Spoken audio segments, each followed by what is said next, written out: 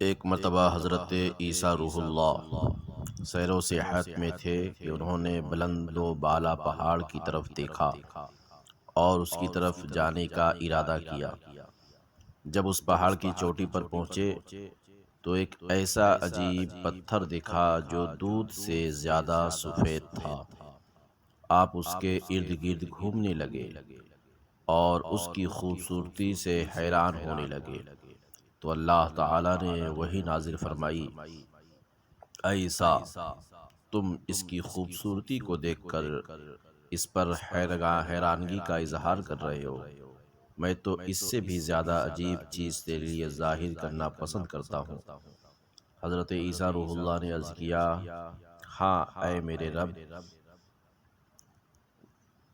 تو اچانک وہ پتھر پھٹ گیا اور اس سے ایک بزرگ نمودار ہوئے جس کے جسم پر بالوں کا کرتا تھا اور ہاتھ میں سبز لاٹھی تھی، اور اس کی آنکھوں کے سامنے انگور تھا اور وہ کھڑا ہو کر نماز پڑھ رہا تھا۔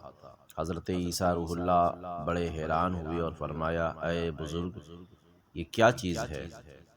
بزرگ نے کہا، یہ میری روزی ہے۔ حضرت عیسیٰ روح اللہ نے فرمایا، تم اس پتھر میں کب سے اللہ کی عبادت کر رہے ہو؟ اس بزرگ نے کہا کہ میں 400 سال سے اس پتھر کے اندر عبادت کر رہا ہوں۔ حضرت عیسیٰ روح اللہ نے عرض کیا، اے میرے معبود اور مالک، کیا میں یہ کہہ سکتا ہوں کہ تو نے اس شخص سے افضل کسی کو پیدا کیا ہے؟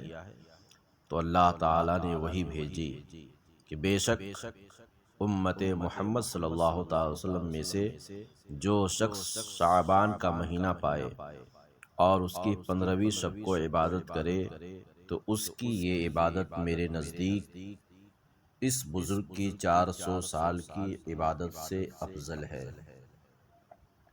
اس کے بعد حضرت عیسیٰ روح اللہ نے فرمایا، یا لیتنی کنت من امت محمد صلی اللہ تعالی علیہ وآلہ وسلم، اے کاش میں امت محمد صلی اللہ تعالی علیہ وسلم میں سے ہوتا۔